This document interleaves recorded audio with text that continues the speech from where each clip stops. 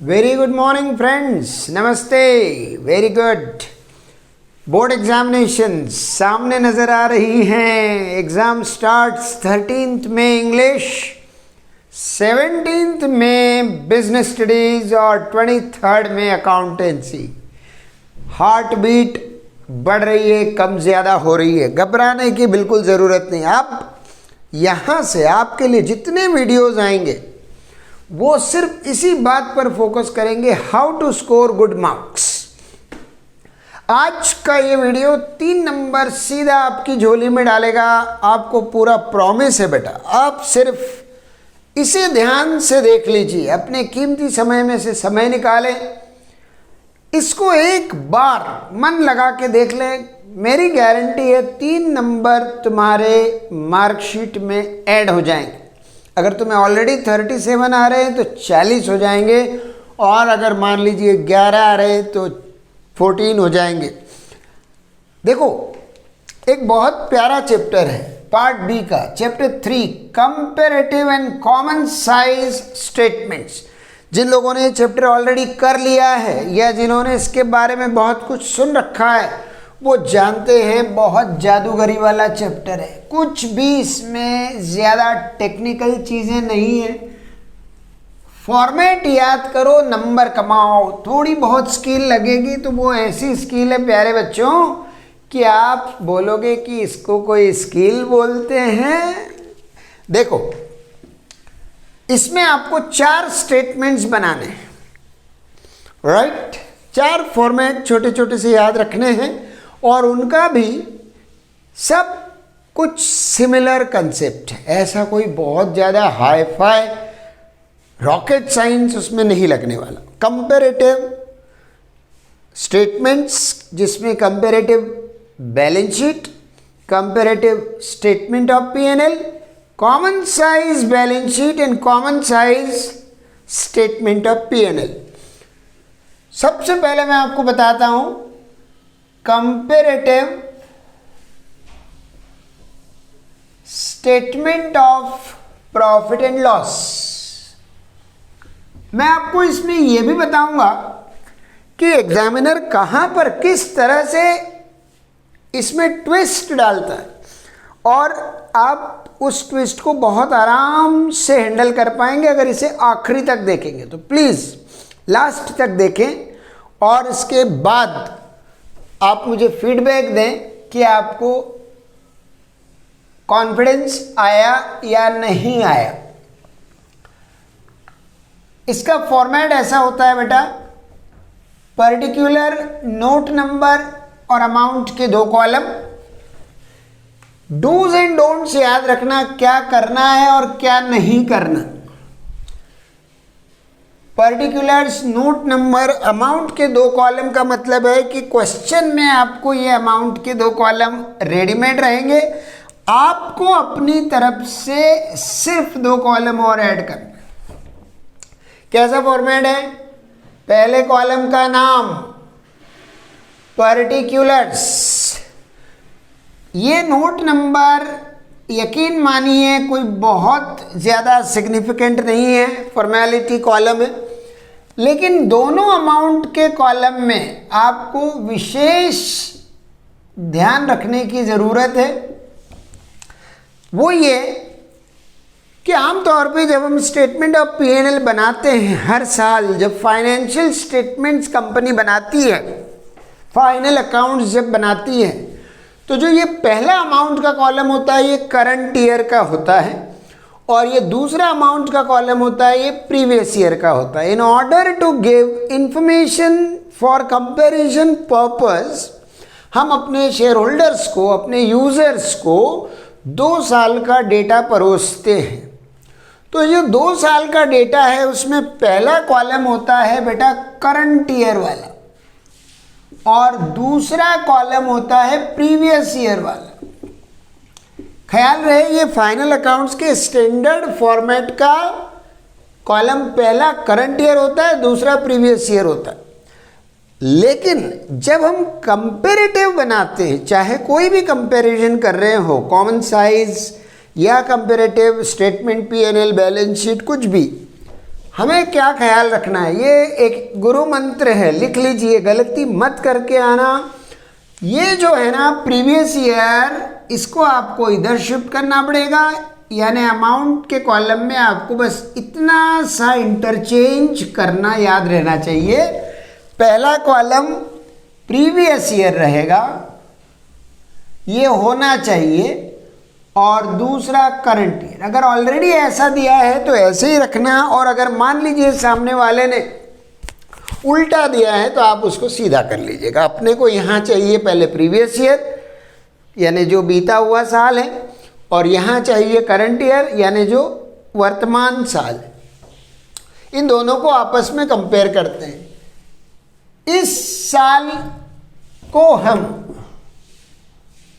इस साल के डेटा को हम इस साल के डेटा से कंपेयर करते हैं, मतलब हमारे करंट ईयर में क्या हुआ उसका कंपैरिजन हम प्रीवियस ईयर से करते। तो प्रीवियस ईयर को हम एक तरह से इस चैप्टर में बेस ईयर बोलते हैं, बेस, है ना। तो हम हमारे वर्तमान को हमारे भूतकाल से कंपेयर करते हैं, और यहाँ पर दो कॉलम जो अपने को बनाने हैं वो बनाते हैं। एक बनाते हैं एब्सोल्यूट चेंज, मतलब चेंज इन रुपीज, और आखिरी में बनाते हैं परसेंटेज चेंज यानी प्रतिशत में चेंज। 100 से मल्टीप्लाई करके निकालेंगे तो कितने कॉलम हो गए टोटल अमाउंट के, एक प्रीवियस ईयर, एक करंट ईयर का, एक एब्सोल्यूट चेंज यानी बेस ईयर, और एक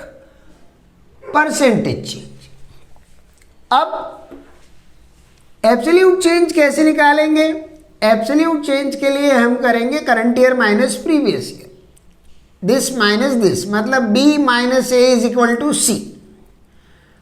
और ये कैसे निकालेंगे? तो डी निकाला जाएगा C upon A into 100, right. ये कैसे होगा मैं आपको करके दिखाता हूँ। देखिए, तो इसकी शर्तें दो हैं। पहली शर्त, मुझे फॉर्मेट पता होना चाहिए। फॉर्मेट इसलिए पता होना चाहिए कि जब क्वेश्चन देते हैं तो बहुत सी बार क्वेश्चन को जंबल अप करके देते हैं। पेपर सेटर्स क्या करते हैं कि आपके फॉर्मेट के ऑर्डर को बदल के देते हैं। जैसे देखिए, सबसे पहला जो कंपोनेंट होता है वो होता है revenue from operations. Yes friends, आप जानते हो रेवेन्यू फ्रॉम ऑपरेशंस मतलब नेट सेल्स। इसको नेट सेल्स के नाम से पहले जाना जाता था। पार्ट बी में हम इसे रेवेन्यू फ्रॉम ऑपरेशंस बोलते हैं। अब मान लीजिए आपके क्वेश्चन में बोला है कि नेट सेल्स प्रीवियस ईयर हमारा 5 लाख था, करंट ईयर में वो सेल बढ़ के 6 लाख हो गया, तो 5 से 6 हो गया। अब मैं आपको क्या बोल रहा था, करंट माइनस प्रीवियस कीजिए, मतलब 6 लाख में से 5 लाख घटाइए, 1 लाख से ये बढ़ा, तो यहाँ पर लिखते हैं इंक्रीज या डिक्रीज। एब्सोल्यूट चेंज का मतलब है इंक्रीज या डिक्रीज। बढ़ गया तो बिना ब्रैकेट के लिखो, कम हुआ हो तो ब्रैकेट्स के अंदर लिखना। तो पहले 6 था, पहले 5 था, अब 6 हो गया, 1 लाख से बढ़ा। अब बात आती है ये परसेंटेज चेंज वाले कॉलम की, जो है कॉलम नंबर डी। तो परसेंट कैसे निकलेगा? परसेंट यानी कॉलम नंबर डी ऐसे निकलेगा, इसको मैंने कहा ए, इसको मैंने कहा बी, इसको कहा सी, इसको कहा डी। तो डी निकालने के लिए आप क्या करें, C upon A into 100, absolute change upon previous year amount multiplied by 100। इससे आप परसेंटेज चेंज निकाल सकते हैं। तो देखना हमें क्या करना है, बस छोटी सी बात, 1 लाख अपॉन 5 लाख ऐसे करना बेटा, रफ वर्क में कहीं पर 1 लाख अपॉन 5 लाख इंटू 100 मतलब आया 20%। सॉल्व करके देखिए, तो बस आपको यहाँ लिखना है 20%। परसेंट का साइन आपने ऑलरेडी लगाया हुआ है, यहाँ आप खाली 20 लिख देंगे, काम हो जाएगा। तो ख्याल रखने की बात क्या है, ये दो कॉलम दिए होंगे, अगर करंट प्रीवियस दिए हैं तो उन्हें प्रीवियस करंट जमा लीजिए। इन दो कॉलम्स को आपको क्रिएट करना है, बस आपको 3 नंबर जो मिलेंगे इसी बात के मिलेंगे। आज का वीडियो आपके पॉकेट में 3 मार्क्स डाल के जाएगा। रेवेन्यू फ्रॉम ऑपरेशन के बाद सेकेंड अमाउंट इसमें आता है अदर इनकम्स। एग्जामिनर आपको शायद ये चीज़ें जंबल अप करके ऊपर नीचे दे सकता है, लेकिन आपको इसी ऑर्डर में जमाना है क्योंकि इसमें ऑर्डर के भी मार्क्स हैं। ऐसा नहीं कि आप सिर्फ सॉल्व कराएं जैसा दिया है, ऑर्डर के भी मार्क्स है। इंपॉर्टेंट, पहला ईयर प्रीवियस, फिर करंट, पहला आइटम रेवेन्यू फ्रॉम ऑपरेशन, दूसरा अदर इनकम, ये necessary. Other income last year मेरी 3 लाख थी, इस बार मेरी अदर इनकम 2,50,000 हो गई। तो देखो दोस्तों, other incomes have reduced. Current year में 250 है, लास्ट ईयर 3 लाख थी। अगर मैं करंट माइनस प्रीवियस करता हूं तो आंसर में आएगा -50,000। माइनस में अगर आ जाए तो उसे हमें ब्रैकेट्स में लिखना है। 50,000 डिवाइडेड बाय 3 लाख, ये 1/6 की रिलेशनशिप है, जो 16.67% आपका आंसर आएगा। चूंकि ये नेगेटिव है तो ये ब्रैकेट में आएगा। अगर एब्सोल्यूट चेंज नेगेटिव है तो परसेंट भी नेगेटिव होगा, ब्रैकेट में आएगा, दोनों ब्रैकेट में आएंगे। ब्रैकेट्स का मतलब यहाँ पर डिक्रीज से है। तो हमारी इनकम लास्ट ईयर 3 लाख थी। अदर इनकम मतलब income coming from other sources like rent, dividend, interest, other than our main activity. Revenue from operation और अदर इनकम्स को जब जोड़ते हैं प्यारे बच्चों तो अपने को मिलता है टोटल रेवेन्यू। इसको नंबर 3 दिया गया है, टोटल रेवेन्यू। टोटल रेवेन्यूज मतलब 1 + 2। Revenue from operation plus other income is equal to total revenue. अब टोटल रेवेन्यू कितना हो गया, 5 और 3 8 लाख। ये आपको हो सकता है बना हुआ ना दें तो आपको ये खुद क्रिएट करना है। मैंने बहुत सारे बच्चों को देखा है बेटा, वो ये और ये लिख देते हैं और ये लिखना भूल जाते हैं। अननेसेसरी आधा या 1 नंबर कट सकता है आपका। आपसे निवेदन है इस फॉर्मेट को जैसा मैं यहाँ बना रहा हूँ वैसा का वैसा याद कर लें और बस आखिरी के 2 कॉलम क्रिएट करें। मुझे पहले चाहिए प्रीवियस ईयर, फिर चाहिए करंट ईयर। यहाँ इस ऑर्डर में कोई कॉम्प्रोमाइज नहीं होगा। तो ये 8 लाख हो गया, ये 8.5 लाख है। पिछले साल 8 लाख था, अब 8.5 है, 50,000 से बढ़ गया 50,000 ऑन 8 लाख। परसेंट निकालना आपको फिर बता देता हूं मैं। 50,000 यानी कॉलम नंबर सी, 8 लाख यानी column number A, into 100। Percent में कन्वर्ट करने के लिए 100 से मल्टीप्लाई किया जाता है, राइट। आपके सामने परसेंट निकालना भी सिखा मैं आपको, ध्यान से देखें। 6.25%, 6.25% इंक्रीज है, बिना ब्रैकेट में रखे। परसेंट निकालने की जो आर्ट है, जो फॉर्मूला है, वो आप याद रखें। देखिए ये एक सेक्शन इसका खत्म हो गया। इनकम की बात हो गई, sales, other income, total income. इसके अलावा हमारी कोई और इनकम नहीं है। अब नंबर 4 जो है वो आता है बेटा एक्सपेंसेस का जोन। अब एक्सपेंसेस में बहुत सारे, मैं सारे नहीं लिखूंगा, नहीं तो आप डर जाएंगे कि ये 3 मार्क का अगर इतना लेंदी है तो हमें करना ही नहीं।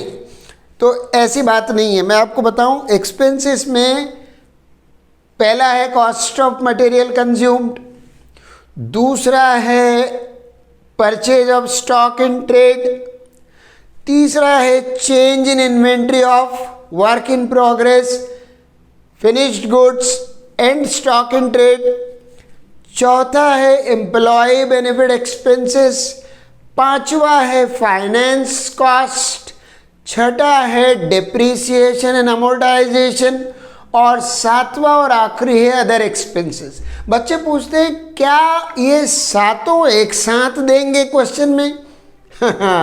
अगर दें तो इस क्वेश्चन के लिए पहले 6 नंबर का वेटेज कर दो, फिर दे सकते। यार तुम 3 नंबर के वेटेज में इतनी सारी चीज़ें मेरे बच्चों से नहीं पूछ सकते। मैं तो आपके लिए लड़ाई लड़ लूँ अगर कोई इतना सारा 3 नंबर में पूछ ले तो। इसलिए इनवेरिएबली देखा गया है कि बोर्ड एग्जाम में इसमें 4-5 आइटम का पूरा सवाल बनाते हैं। हाँ, लेकिन वो कौन से 4-5 आइटम होंगे ये हमें नहीं पता होता, इसलिए हमें इसका ऑर्डर पता होना चाहिए। और आमतौर पे जो बहुत पॉपुलर है, कॉमन है, मैं अपने अनुभव के हिसाब से बता रहा हूँ, अपने एक्सपीरियंस के हिसाब से आपको बता रहा हूँ कौन सी चीज़ें ज़्यादा इंक्लूड करते हैं। तो एक इसका फेवरेट आइटम है कॉस्ट ऑफ मटेरियल कंज्यूम्ड, क्योंकि आमतौर पर मैक्सिमम कंपनीज, मैन्युफैक्चरिंग कंपनीज होती हैं तो वो क्या करती हैं, रॉ मटेरियल को यूज़ करके फिनिश्ड गुड्स बनाती है। कॉस्ट ऑफ मटेरियल कंज्यूम्ड आमतौर पे मिलेगा। एम्प्लॉय बेनिफिट एक्सपेंसेस ज़्यादातर मिलेगा, और कभी कभार अदर एक्सपेंसेस। तो प्यारे बच्चों, मैं आपको ये नहीं कह रहा कि यही 3 आएंगे, लेकिन ये ज़रूर वादा कर रहा हूं कि साथ के साथ एक साथ नहीं आएंगे। आप उन्हें सिर्फ याद रख लीजिए। ऑर्डर एक्सपेंसेस के नीचे इन तीनों चीज़ों को लिखना है, फिर एक्सपेंसेस का भी टोटल करना है, टोटल एक्सपेंसेस। ये जो टोटल लगाते हैं अपन एक्सपेंसेस का, ध्यान देना इस चीज की तरफ।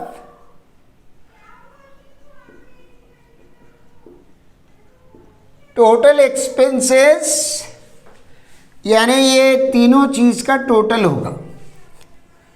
और प्यारे बच्चों, जब हम इस टोटल को यानी टोटल 4 को 3 से माइनस करेंगे तो यहां पर एक बनेगा नंबर 5। 5 क्या होगा? 5 होगा प्रॉफिट बिफोर टैक्स। कैसे आएगा प्रॉफिट बिफोर टैक्स? जल्दी बोलो। 3 माइनस 4, थर्ड और फोर्थ का डिफरेंस निकालेंगे, 3 माइनस 4 आ जाएगा। अब देखिए cost of material consumed last year था 2 लाख, इस बार हो गया 3 लाख, तो ये 1 लाख से बड़ा है। Current year minus previous year 3 minus 2। अब परसेंट के लिए absolute change upon previous year, जो 1/2 यानी 50% का इसमें ग्रोथ नजर आ रहा है। आपको लगे तो आप परसेंट साइन लगा भी दें, कोई दिक्कत नहीं है। अपने मन को प्रसन्न रखो, अपने मन को हैप्पी रखो। देखो, employ benefit expenses last year suppose 120 थे, अब 1 लाख हो गए। अच्छी ऑर्गेनाइजेशन है, ज़्यादा प्रोडक्शन पे भी एम्प्लॉय बेनिफिट एक्सपेंसेस को कंट्रोल किया है। 20,000 रुपये से हमारे एक्सपेंसेस कम हो गए। पिछले साल के कंपैरिजन में हमारे एक्सपेंसेस कम हो गए। 20,000 से कम होना 16.67% की कमी दिखाता है। Other expenses, carriage inward, carriage outward, बहुत सारे फालतू एक्सपेंसेस हो सकते हैं। 80,000 लास्ट ईयर थे, 1 लाख इस साल हो गए, 20,000 से बढ़ गए। 20,000 मतलब 25% हो गया, क्योंकि 20 on 80 करेंगे 1/4 आएगा, ये हो गया। अब इनका टोटल लगाएंगे। देखिए इसका टोटल आ रहा है 2 और 2 4 लाख। इन चीज़ों को जोड़ा है बेटा मैंने, ध्यान से देखना। 3 और 1 4 और 1 5 लाख। मेरे एक्सपेंसेस लास्ट ईयर 4 थे, 5 हो गए, 1 लाख से बढ़ गए। एक्सपेंसेस में 25% की ग्रोथ है, महंगाई बढ़ रही है, एक्सपेंसेस बढ़ते ही हैं, कोई रोक नहीं सकता उन्हें। अब हम निकालेंगे profit before tax, revenue minus expenses, R minus E. ये रहा मेरा रेवेन्यू, ये रहे मेरे एक्सपेंसेस। 8 लाख में से 4 लाख को माइनस कर रहा हूं, 4 लाख बच रहा है प्रॉफिट बिफोर टैक्स। 8,50,000 से 5 लाख को माइनस कर रहा हूं, प्रॉफिट बच रहा है 3,50,000। मेरा प्रॉफिट लास्ट ईयर के कंपैरिजन में 50,000 से कम हुआ है। 50,000 से कम होना, 50,000 ऑन 4 लाख, 1/8 की रिलेशनशिप है, और 1/8 मतलब होता है 12.5% का degrowth, right. PBT, profit before tax. आप परसेंटेज में टेंशन मत करना, आप खुद अपने मेथड से कैलकुलेट कर लेना, प्लस माइनस मल्टीप्लिकेशन करके रफ वर्क में। ये 3 नंबर ऐसे हैं कि अगर ये आपने नहीं कमाए तो फिर आपने अपने खुद के साथ न्याय नहीं किया, ये ध्यान रखिएगा। अगर कोई इसमें 3 में से 0 लाता है या इस क्वेश्चन को छोड़ के आता है तो फिर वो मेरा दोस्त नहीं होगा। इसलिए मेरे प्यारे बच्चों, ये एक बहुत बड़ा चैरिटी चैप्टर है। ये आपको सीधा सीधा आपके स्कोर को बूस्ट करने में, आपके कॉन्फिडेंस को बूस्ट करने में मदद करेगा। अब हमें प्रॉफिट बिफोर टैक्स का मतलब है टैक्सेबल इनकम, कि हमें कितना टैक्स देना होगा, वो इस पे कैलकुलेट होगा। तो यहाँ पर नंबर 6 में लिखा जाता है less income tax either paid और प्रोविजन क्रिएटेड। जितना भी इनकम टैक्स हमको लगना है उसका 1% आपको दिया होगा। मान लीजिए मैं कह रहा हूँ income tax at the rate 30%। ये आपको मन से नहीं लिखना है, ये गिवन होगा, नहीं गिवन हो तो इग्नोर कर देना है स्टेप को। जो क्वेश्चन में नहीं दिया उसे आप इग्नोर कर दीजिएगा। 30% टैक्स का मतलब है ये मेरी टैक्सेबल इनकम है। 4 लाख रुपए का मेरा टैक्सेबल प्रॉफिट है, इसका 30% टैक्स आता है 1,20,000। मेरे प्रॉफिट में से टैक्स कटेगा, मेरा प्रॉफिट कम होगा। इसका 30% आता है 1,05,000, मेरे प्रॉफिट में से टैक्स कटेगा, ये कम होगा। अब मैं क्या करूँगा, अक्रॉस एक लाइन ड्रॉ करूँगा। ये लास्ट चीज़ है बेटा, राइट। अगर मैंने 1,20,000 टैक्स पिछले साल भरा, इस बार 1,05,000 भरा, तो मेरी टैक्स लायबिलिटी भी 15,000 से कम हुई है। 15,000 on a sum of 120, again 1/8, 12.5% से मेरी टैक्स लायबिलिटी में कमी आई है। और ये 7th और लास्ट, जयराम जी की प्रॉफिट आफ्टर टैक्स, यानी टैक्स देने के बाद मेरी जेब में क्या बचा, डिस्ट्रीब्यूटेबल प्रॉफिट बोलते हैं इसको, डिविजिबल प्रॉफिट। 280 पिछले साल बचे थे, 2,45,000 इस साल बचेंगे, 35,000 का डिक्लाइन आएगा। ये भी 1/8 है, 12.5% आएगा। कहने की ज़रूरत नहीं है, यहाँ के बाद हर चीज़ प्रोपोर्शनेट आएगी। जितना परसेंट इसका आया है उतना इसका भी आएगा, क्योंकि कॉमन परसेंट हम तीनों में से निकाल के कर रहे हैं। यार अब इतना भी तुम याद नहीं कर पाओगे क्या? क्या लिखा है, revenue from operation, other income, total revenue, फिर expenses, cost of material consumed, employ benefit expenses, other expenses. जो भी एक्सपेंसेस आपको दिए हैं उनको उस ऑर्डर में जमा देना। क्या ऑर्डर बताया मैंने आपको अभी, cost of material consumed number 1, number 2 purchase of stock in trade, यहाँ था नहीं तो मैंने लिखा नहीं। नंबर 3 चेंज इन इन्वेंट्री, था नहीं मैंने लिखा नहीं। Number 4 employ benefit expenses, number 5 finance cost, number 6 depreciation and amortisation, and 7 and last other expenses. यार वो 7 एक बार आते जाते देख लो, खाली पन्ने पे लिख दो, है ना, तुम्हें पता लग जाए। एक्सपेंसेस को इस हेडिंग में लिखना, रेवेन्यूज़ को इस हेडिंग में लिखना, दोनों का अलग अलग टोटल लगाना। जैसे revenue from operation other income total revenue हो गया, ये तो फिर यार बचकानी बात है, 12वीं कक्षा में हो तुम, छोटे मोटे परसेंटेज तो बहुत आराम से निकाल सकते हो, है ना। अब जो दूसरी इंपॉर्टेंट बात है, कभी कभार क्वेश्चन में कॉमन साइज पूछ लेते हैं। मेरे बच्चे बोलते हैं कॉमन साइज स्टेटमेंट सर थोड़ा सा टफ लगता है। कोई बात नहीं, ज़िंदगी किसी की भी आसान नहीं है, आपकी भी नहीं, मेरी भी नहीं। मुझे अकाउंटेंसी आता है, हो सकता है मेरे कहीं और स्ट्रगल करता हूँ, आपको अकाउंटेंसी में दिक्कत है, आप कहीं और बहुत अच्छे होंगे। याद रखिएगा, भगवान ने जितनों को भी धरती पे लाया है, सबके पास कोई ना कोई ऐसा हुनर है जिससे वो खुद को खुश रख सकता है। अपने पैशन को पहचानो, उस पर वर्क करो। तो मेरे प्यारे बच्चों, घबराना नहीं, ऐसा नहीं बोलना ये डिफ़िकल्ट है। कॉमन साइज स्टेटमेंट और एक बड़ा टाइम पास टॉपिक है। बच्चे बोलते हैं सर ऐसे पढ़ाई को आप बोलते हो टाइम पास। टाइम पास क्यों नहीं बोलेंगे यार? अगर आपका कैलिबर यहाँ है और आपसे कोई स्टैंडर्ड की चीज़ पूछता है तो यार तुम्हें तो उसको टाइम पास ही बोलना चाहिए। कॉमन साइज में भी होगा क्या? ये सब ऐसे ही रहेंगे, ये सब ऐसे ही रहेंगे, ये सब ऐसे ही रहेंगे, सिर्फ आखिरी के 2 कॉलम बदल जाएंगे, बदल जाएंगे। कौन से बदलेंगे? आखिरी के 2 कॉलम। एब्सोल्यूट चेंज और परसेंट चेंज की जगह पर अब हम बनाएंगे नए कॉलम। देखिएगा आप कितने आराम से हम कंपैरेटिव को कॉमन साइज में कन्वर्ट कर देते हैं। ये जो 2 कॉलम है दोनों परसेंटेज के कॉलम है।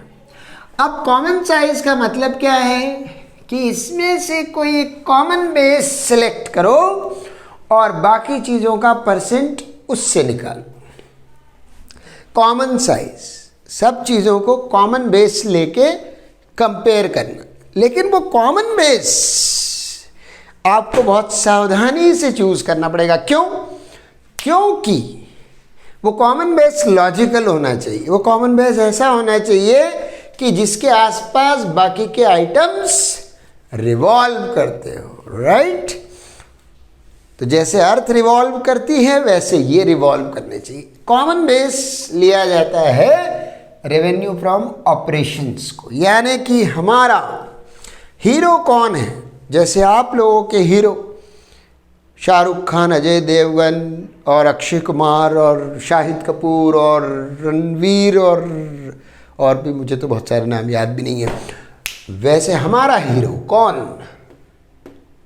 Revenue from operation. जो हीरो होगा उसे हम 100% परफेक्ट डिक्लेयर करेंगे। मेरा हीरो अमिताभ बच्चन नमस्ते। आरएफ को 100%, रेवेन्यू फ्रॉम ऑपरेशन हमारा सुपर हीरो है। यहां लिखते हैं percentage of RFO previous year, percentage of RFO current year. यानी हमने क्या बोला? माना कि सेल्स 100% है, RFO 100%। अब अगर RFO 100% है तो हमें इन सब को RFO से कंपेयर करना है। अदर इनकम RFO का कितना परसेंट है, टोटल रेवेन्यू RFO का कितना परसेंट है, हर एक इंडिविजुअल एक्सपेंस RFO का कितना परसेंट है, मतलब सबको RFO से तोलना है। तो जिससे तोलना है उसमें परसेंट निकालना। परसेंट का फॉर्मूला क्या हो जाएगा? नीचे RFO इंटू 100 और ऊपर लाइन आइटम, यानी जिस भी चीज का परसेंट निकालना चाहते हो date divided by revenue from operation into 100। अब देखिएगा मैं क्या कर रहा हूं। अदर इनकम 3 लाख, 3 लाख का 5 लाख से परसेंट निकालो, 3 on 5 इंटू 100 60%। 8 on 5, ये 5 डिनोमिनेटर फिक्स है, ये फॉर्मूले में फिक्स हो गया। जिसको आप हीरो मानते हो वो डिनोमिनेटर और जिसका कंपैरिजन कर रहे हो वो न्यूमरेटर। 8 on 5 160%। ऑब्वियसली ये ऐसा चल रहा है बेटा, 160 160। 2 on 5 40%। 120 on 5 24%। 80 on 5 16%। टोटल लगाओ एक्सपेंसेस का 80%। 4 on 5 80%। 120 on 5 24%। 280 on 5 जल्दी जल्दी जल्दी 66% कि 56%।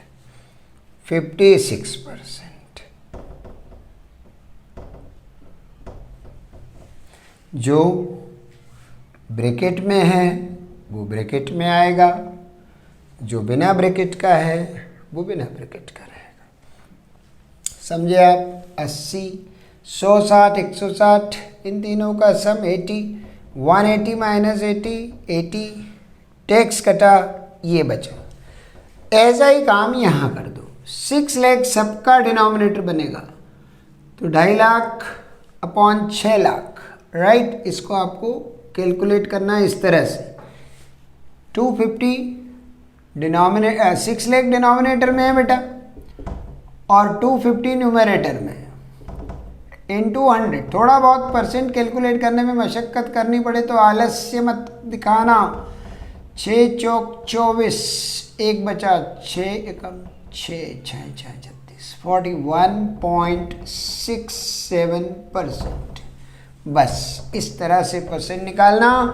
ये 141.67% हो गया। 3 on 6 50% होता है।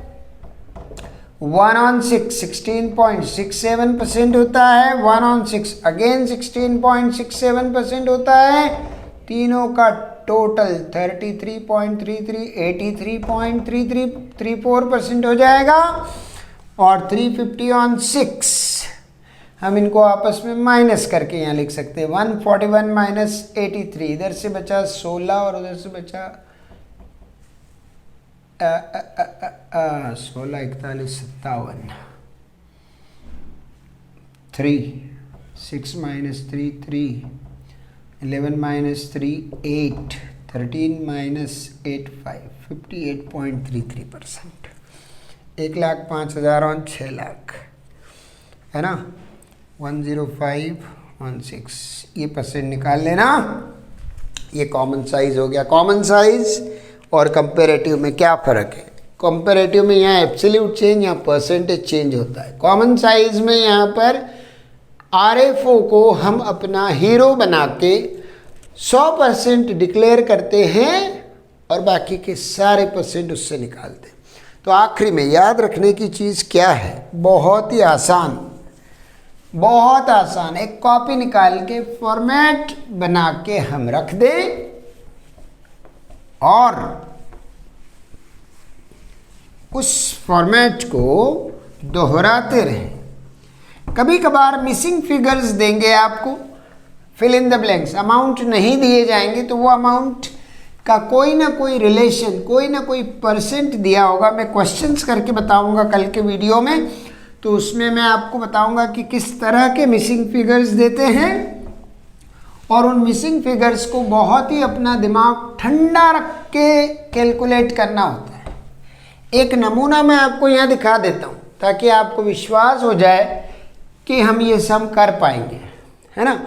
क्या है, कहना क्या चाह रहा हूँ मैं? देखिए, आपको मान लीजिए मैंने सवाल दिया इस तरह से, 2 कॉलम आप बनाओगे, या आगे के 2 कॉलम आपको बनाना है। एब्सोल्यूट चेंज और परसेंटेज चेंज। ये आपकी ड्यूटी है। सवाल में मैं आपको क्या दूंगा, पहले करंट ईयर फिर प्रीवियस ईयर, तो आप क्या करोगे, प्रीवियस को पहले लाओगे, करंट को बाद में रखोगे। ये आपका फॉर्मेट तैयार हो गया। अब मैं क्या सिखाना चाह रहा हूँ, मैं सिखाना चाह रहा हूँ कि मान लीजिए मैं आपको कहता हूँ पहला आइटम RFO, लेकिन मैं अमाउंट ही नहीं देता आपको, खाली छोड़ दी मैंने यहाँ पर जगह, dash dash dash dash dash dash dash dash dash dash, टिंग टिंग टिंग टिंग टिंग टिंग टिंग टिंग टिंग टिंग, खाली। क्या करूं, कोई बात नहीं, मैंने लिख दिया अदर इनकम्स और यहां ब्रैकेट में लिख दिया 10% ऑफ रेवेन्यू फ्रॉम ऑपरेशंस, और यहां लिख दिया 30,000, यहां लिख दिया 50,000, यहां खाली छोड़ दिया। अब बताओ क्या ये टफ है? अरे यार, ये तुमको मैंने दे दिया, ये मैंने फिगर नहीं दिया, लेकिन ये वाला जो है ये ऊपर वाले का 10% है। तो अगर ये वो 10% है तो ये 100% इसका 10 गुना होगा कि नहीं होगा? 10% मतलब उसका 10वां हिस्सा, तो 10 गुना कितना हो जाएगा? सही कहा आपने, 3 लाख। इधर कितना हो जाएगा? 5 लाख। नहीं हो गया आसान? तो जब कोई मिसिंग फिगर सामने वाला आपको देगा तो वो कुछ ना कुछ क्लू जरूर देगा। कोई फिगर अपने को अपने घर से फैक्ट्री से बना के नहीं लाने, सारा कुछ वही होगा। एग्जाम देने जाओ तो एक गिलास बढ़िया वाली लस्सी पी के जरूर जाना, ठंडा रहेगा दिमाग। अपनी जो वाटर बॉटल साथ में कैरी करो उसमें थोड़ा सा इलेक्ट्रॉल या ORS या ग्लूकोज मिला के ले जाना। क्या रहेगा उससे फ़ायदा? इंस्टेंट एनर्जी मिलेगी। आप वो जो गलत टाइम पे एग्ज़ाम दे रहे हैं, 10:30 से 12:30, मई का महीना, 42 टेम्परेचर, दिमाग काम नहीं करता। दिमाग को संतुलित रखना पड़ेगा। ये मिसिंग फिगर्स आप आराम से निकाल लोगे। टोटल RFO फिर गायब कर दिए, क्वेश्चन मार्क। तो भाई डरा किसको रहे हो यार? इन दोनों का सम हमें पता है ना।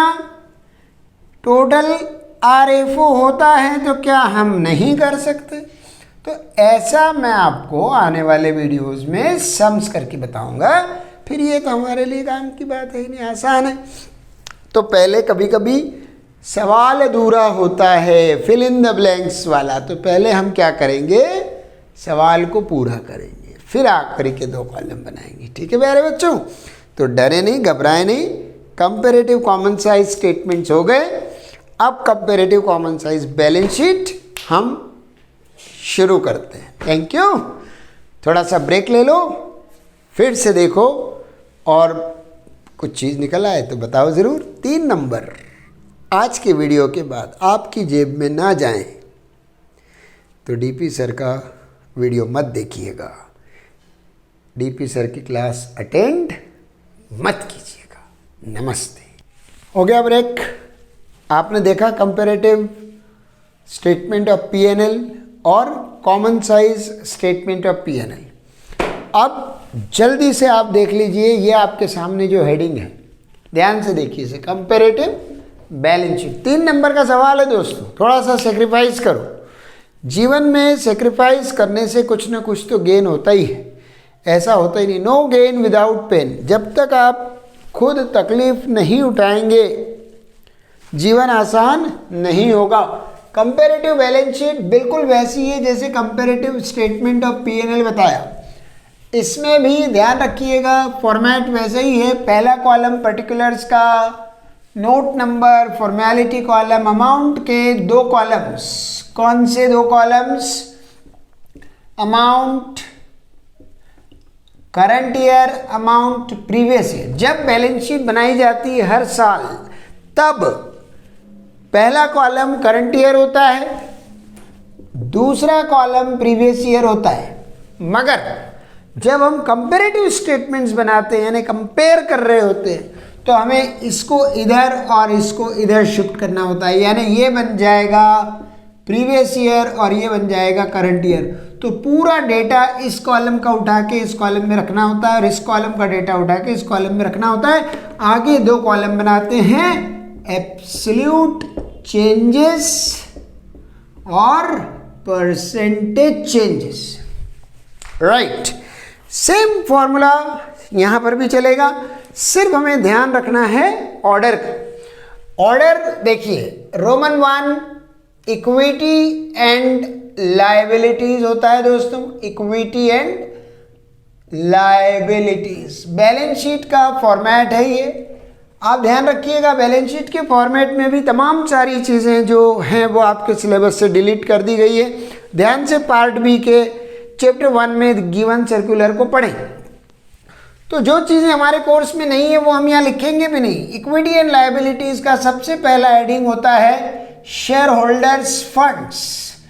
जी हाँ दोस्तों, आप जानते हो शेयर होल्डर्स फंड्स मतलब ओनरशिप फंड्स, मालिक का पैसा। Equity share capital, preference share capital, उसके अंदर आता है शेयर कैपिटल, उसके अंदर आता है reserves and surplus, right. Reserves and surplus cash flow statement में आपने खूब पढ़ा है। Number 2 non current liabilities. Number 3 non current liability के अंदर भी है long term borrowings, long term provisions. लेकिन मैं आपको सुबह भी बता चुका हूं, दोबारा बता रहा हूं, जब हम कंपैरेटिव स्टेटमेंट कर रहे हैं तो 3 नंबर में किसी को भी हक नहीं है पूरे का पूरा फॉर्मेट पूछने का, क्योंकि इतना सारा काम करना है बच्चों को। एब्सोल्यूट चेंज, परसेंटेज चेंज निकालना है, इसका वेटेज कर दीजिए 6 मार्क्स 8 मार्क्स, फिर पूछ लीजिए पूरी बैलेंस शीट। इसलिए आप घबराएं नहीं, लिमिटेड हेडिंग्स पूछेंगे, 5 से 6 मैक्सिमम। नॉन करंट लायबिलिटीज, उसके बाद करंट लायबिलिटीज, राइट बेटा। और यहां लग जाएगा टोटल, इसको कहते हैं टोटल ऑफ बैलेंस शीट। 1 2 3 का टोटल लग जाएगा। सेकेंड नंबर पे आएगा एसेट्स। एसेट्स में आपके 2 टाइप के एसेट्स होते हैं। Number 1 non current assets. Non current assets के अंदर fixed assets, property plant and equipment. Fixed asset, tangible intangible, property plant and equipments. इसमें आपको नॉन करंट एसेट्स में सामने वाला ज़्यादा से ज़्यादा क्या दे सकता है? Fixed assets, right, tangible. और मुझे तो लगता है कि इस चैप्टर का वेटेज इतना कम हो कि तुम पूरी बैलेंस शीट का फॉर्मेट पूछ नहीं सकते मेरे बच्चों से। नंबर 2 पे आपको पूछना है इसमें करंट एसेट्स। आमतौर पे ये भी डायरेक्ट अमाउंट ही दिए जाते हैं। इनका जब टोटल लगाते हैं हम, टोटल, तो टोटल ऑफ बैलेंस शीट ये और ये सेम आता है। जैसे मान लीजिए शेयर कैपिटल, मेरी last year share capital 50 lakh थी। अब इस बार मान लीजिए शेयर कैपिटल 75 लाख हो गई। रिजर्व्स एंड सरप्लस 30 लाख थे, इस बार 10 लाख हो गए। Non current assets 15 lakh, non current liabilities 15 lakh, current liabilities 5 lakh. इस तरह से मेरी बैलेंस शीट का टोटल 1 करोड़ रुपया आ गया। यहां भी मेरी बैलेंस शीट का टोटल 1 करोड़ रुपया आना चाहिए, क्योंकि बैलेंस शीट का लायबिलिटी और एसेट हमेशा सेम होता है। Assets are equal to liabilities plus capital. तो 85, मान लीजिए ये 35 लाख है,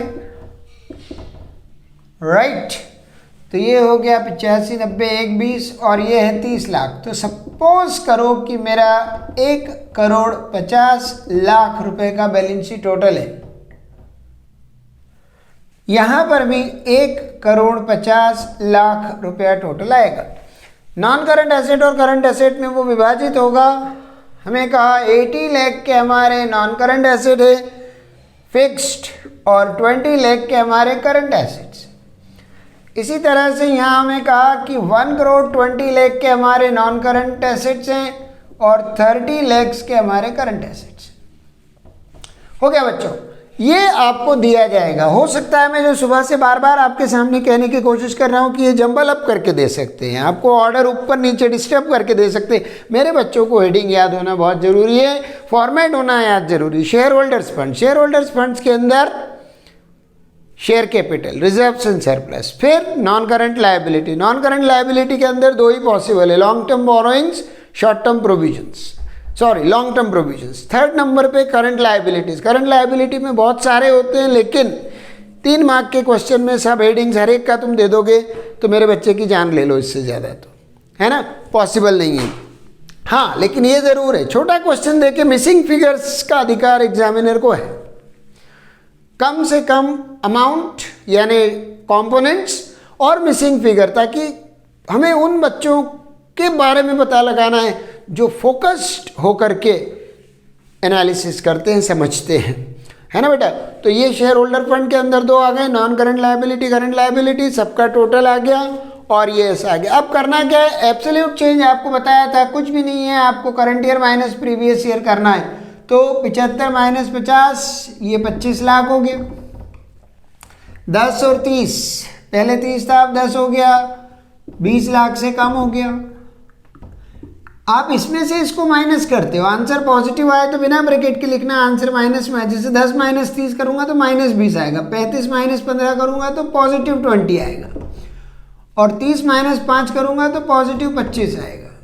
समझ रहे हो आप बात को। और फिर ये 1.5 करोड़ माइनस 1 करोड़ करूंगा तो पॉजिटिव 50 लाख आएगा, राइट।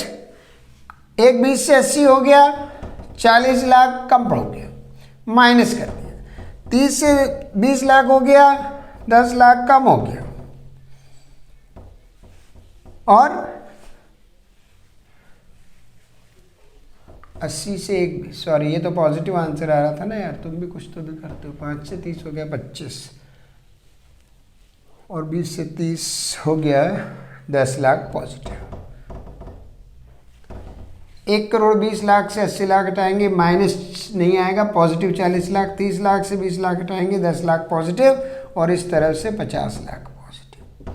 अब बात आती है परसेंटेज की। परसेंट का फॉर्मूला मैंने आपको बता दिया था, क्या करना होता है, absolute change upon previous year into 100। Percent कैसे निकालेंगे, एब्सोल्यूट चेंज का अमाउंट रखो, अपॉन प्रीवियस ईयर अमाउंट रखो, इनटू 100 कर दो, साधारण फॉर्मूला, राइट। देखिए 50 से 75 हो गया, 25 लाख बढ़ा, 50% बढ़ा।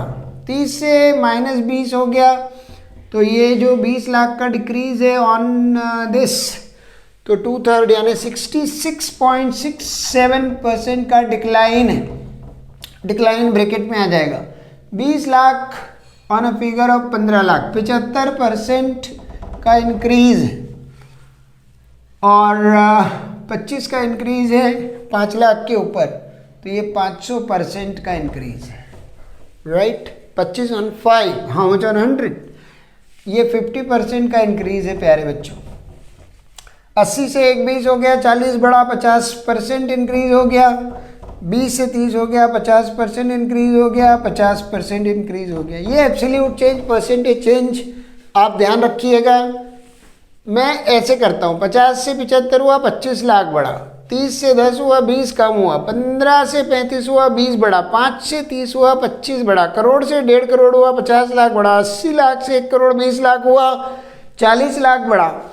20 लाख से 30 लाख हुआ, 10 लाख बढ़ा। ये एक बहुत आसान सा तरीका है, और परसेंट में मैंने आपको बता दिया, absolute change upon previous year amount, right. अगर आप कॉलम्स को नाम दे दें ABCD, ऐसे नाम दे दें, तो डी निकालने का फॉर्मूला क्या होगा, डी का जो ये कॉलम है ये कैसे आएगा, डी कॉलम आएगा C/A, यानी C कॉलम नंबर C के amount upon column number A के अमाउंट इनटू 100। तो ये तो हो गया मेरे प्यारे बच्चों आपका कंपेरेटिव बैलेंस शीट। अब कंपेरेटिव बैलेंस शीट को कॉमन साइज बैलेंस शीट में कैसे कन्वर्ट किया जाता है, आखिरी के 2 कॉलम हटा दीजिए। आप सुबह का याद कीजिए, स्टेटमेंट ऑफ P&L आपको बताया था मैंने। स्टेटमेंट ऑफ P&L मैं कॉमन और कंपेरेटिव दोनों बता चुका हूँ। कॉमन साइज में क्या कहा था, एक हीरो का सिलेक्शन करना पड़ता है, अपने को चाहिए एक हीरो। आखिरी के 2 कॉलम बदल जाएंगे, राइट। बैलेंस शीट में हीरो अलग है, स्टेटमेंट ऑफ पीएनएल में हीरो अलग है। स्टेटमेंट ऑफ पीएनएल में मैंने बताया आपको रेवेन्यू फ्रॉम ऑपरेशन, ध्यान रखना है। अब इसके बाद भूले तो फिर भूले बिसरे गीत मत करिएगा ऐसा। तो क्या करना है, स्टेटमेंट ऑफ पीएनएल में रेवेन्यू फ्रॉम ऑपरेशन हीरो है। यहां पर हीरो कौन है, यहां पर hero total of balance sheet है। इसको हम 100% डिक्लेयर करते हैं। हमारा अमिताभ बच्चन कौन, हमारा अमिताभ बच्चन बैलेंस शीट का टोटल, इसे हम 100% मानेंगे। आप जिसको भी रोल मॉडल मानते हैं, राइट, उसके हिसाब से देखिए। तो मेरा हीरो बैलेंस शीट का टोटल है। बैलेंस शीट के टोटल को मैं 100% डिक्लेयर कर रहा हूँ। अब मुझे क्या करना है, कॉमन साइज में कन्वर्ट कर रहा हूँ। यहाँ लिख दिया मैंने कॉमन साइज। देखो तो सही, समझो तो सही, सुनो तो सही। करना क्या है, अब अगर मैं इसको 100% मान रहा हूं तो बस मुझे ये पता लगाना है कि इस 1 करोड़ में इसका कितना परसेंट, इसका कितना परसेंट, इसका कितना परसेंट, इसका कितना परसेंट। कुछ बात आ रही दिमाग में? ये बनेगा बेस।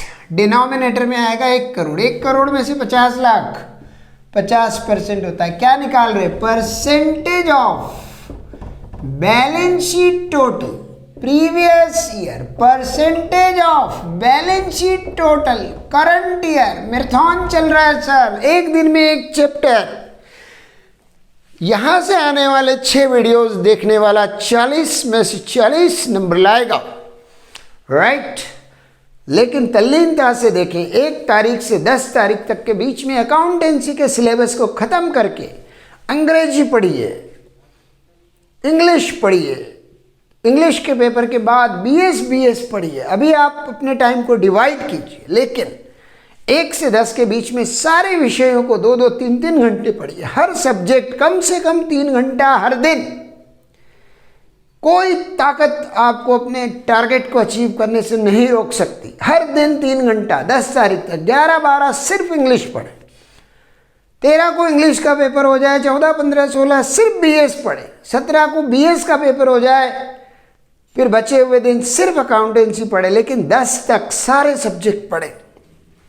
तो ये परसेंट कैसे निकल रहा है, करोड़ में 50 लाख 50% होता है, करोड़ में 30 लाख 30% होता है, करोड़ में 15 लाख 15% होता है, करोड़ में 5 लाख 5% होता है। सबका टोटल 100 आना ही चाहिए। कसम है तुम्हारे इष्ट देवता की, तुमको नहीं आया तो गड़बड़ है। और बहुत आसान है परसेंट निकालना। सबका डिनोमिनेटर टोटल आएगा, total of balance sheet numerator में मल्टीप्लाइड बाय 100। परसेंट का फॉर्मूला क्या हो गया, परसेंट का फॉर्मूला हो गया बैलेंस शीट टोटल डिनोमिनेटर में इनटू 100, और ऊपर आ जाएगा पर्टिकुलर लाइन आइटम। करोड़ में 80 लाख 80% हो गया, करोड़ में 20 लाख 20% हो गया, ये 100% आ गया। 1.5 करोड़ में 75 लाख 50% होता है, 1.5 करोड़ में 10 लाख 6.67% होता है, 1.5 करोड़ में 35 लाख मेरे हिसाब से 20 और 23% हो जाएगा क्या भाई? हाँ, 15 35 बाई 15, 5 दिया 15, 500 पे 35, 700/3 नहीं है तो गड़बड़ है, निकालना पड़ेगा। चलो निकालते हैं। ये 20% आएगा, तो ये 56, 86, 13.33% लग रहा है मुझे, आप चेक कर लेना। ये 80% आएगा और ये 20% आएगा। कुछ भी नहीं करना मेरे प्यारे बच्चों। ये देखो, ये प्यारा सा छोटा सा वीडियो कंपैरेटिव कॉमन साइज का निवेदन है आपसे। देख लो, 3 नंबर सीधा पॉकेट में। कितने स्टेटमेंट? 4। कितने format? 2। Comparative common size, comparative statement of PNL, common size statement of PNL, comparative balance sheet, common size balance sheet. बार बार देखो, 1000 बार देखो, ये देखने की चीज है। हमारा दिल रुबा टाली हो। ये है आज एक चैप्टर समाप्त। अब आपको बताया जाएगा अगले वीडियो में सिंगल शॉट में पूरा कैश फ्लो स्टेटमेंट। लेकिन जितनी उत्साह से, जितने एक्साइटमेंट से मैं पढ़ा रहा हूँ, उतने उत्साह से आप पढ़ेंगे तो फ़ायदा है। ताली एक हाथ से नहीं बजती मेरे प्यारे बच्चों। फिर मैं आपको बता रहा हूँ कि मैं एक वीडियो ऐसा लेके आऊँगा जिसमें डूज एंड डोंट्स पे बात करूँगा।